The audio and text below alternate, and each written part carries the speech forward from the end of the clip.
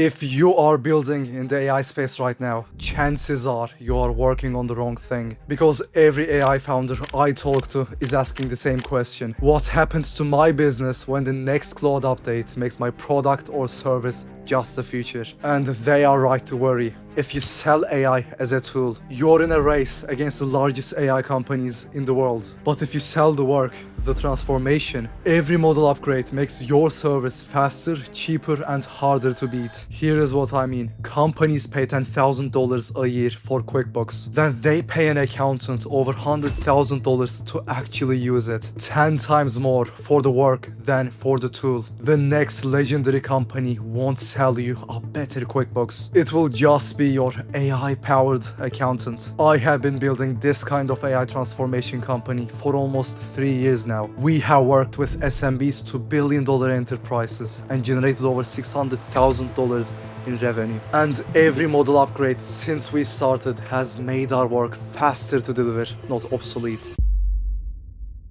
Selling the work compounds for one specific reason, because every new feature or model release helps one side of this trade but hurts the other. If you sell the tool, such as an automation or an agent, your product gets closer to worthless, because Claude can now do most of what you were charging for. You either rebuild, raise prices you can't raise, or watch your churn rate spike. That's the treadmill every AI tool company is stuck on right now. But if you sell the work, every model or future release is a margin improvement. Across 50 plus AI projects in 15 industries, we have seen that the pattern is always the same. The clients who have been sold AI tools feel like they have been handed medication and told to figure out their own dosage. What they actually want is a doctor who walks in, runs the diagnosis, finds blockages, and prescribes the specific treatment. That's the difference between selling the tool and selling the work. If you want to see a real case study, I made a full breakdown of a $10,000 AI audit we ran, which by the way led to $500,000 in projected savings. Let me explain what AI does to the math for an AI services firm like mine. Claude now handles a huge chunk of the same work we used to do by hand. Reading documents, mapping processes, benchmarking systems, and scaffolding code. The clients pay us the same fee, and our margin on every engagement has been climbing since we started using AI systems seriously. Look,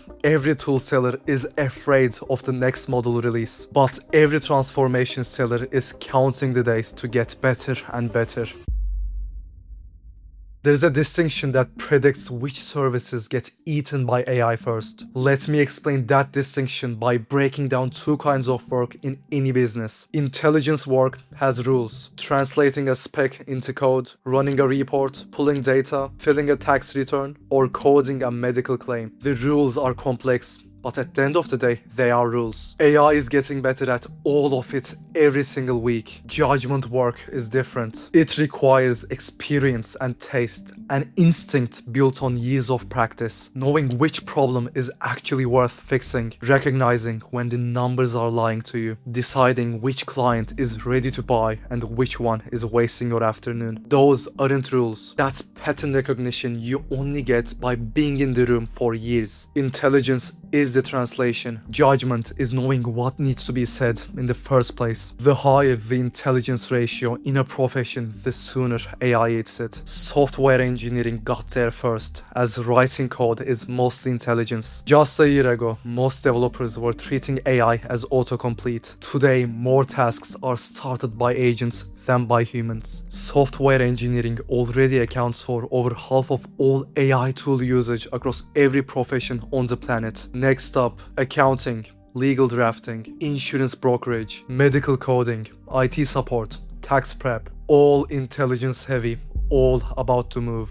My job, walking into a business and diagnosing where the money is, has an intelligence layer and a judgment layer. Claude handles more of the intelligence layer with every new release. That frees up to spend more time on the judgment layer. The interviews, the pattern recognition, the calls on what actually matters. The judgment layer is where the fee lives. Essentially, the higher the intelligence ratio, the sooner AI eats the job. The higher the judgment ratio, the longer human stays in the room.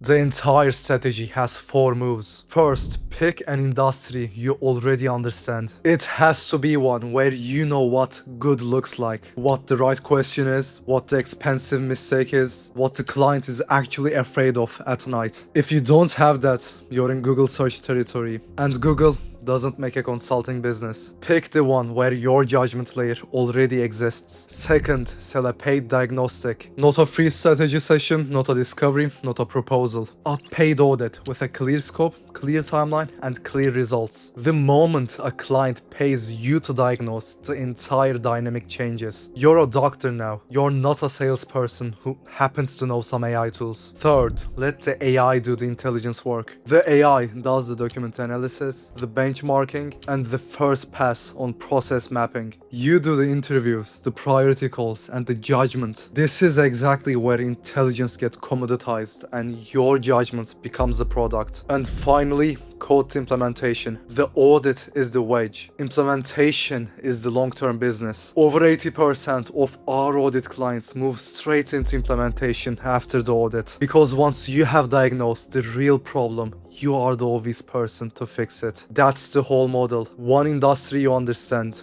one paid diagnostic, every AI tool in existence as your invisible factory, and implementation as your long-term business. The tool seller races the model and loses. The agency seller fights the tool wars and burns out. The transformation seller gets faster, cheaper, and harder to beat every single week. And yes, I'm aware. I'm the AI guy on YouTube telling you to stop building AI tools. But stay with me. You are competing with every other human who doesn't understand this yet.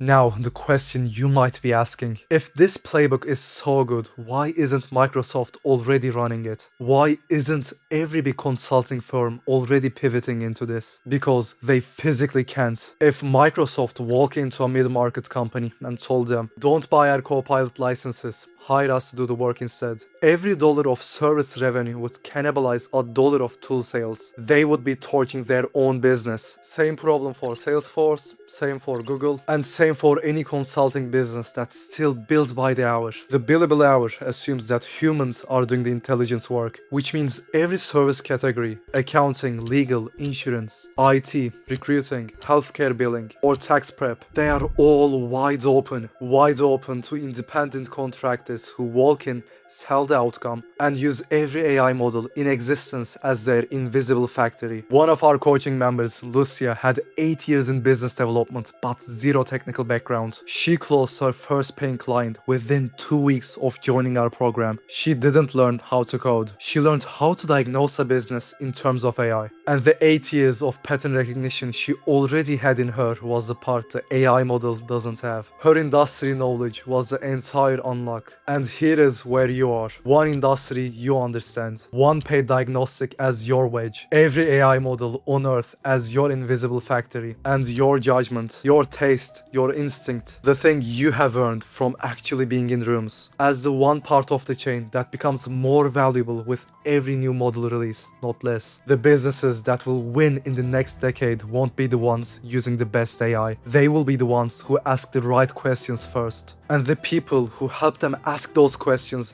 don't get replaced by smarter models. We get more valuable with every release. If you want the full breakdown of how we actually built the business behind all of this, the $600,000 in yearly revenue, the team, the client pipeline, and everything, I put together an entire video that walks through every step. It's linked right here. Remember, the tool doesn't find the money, you do.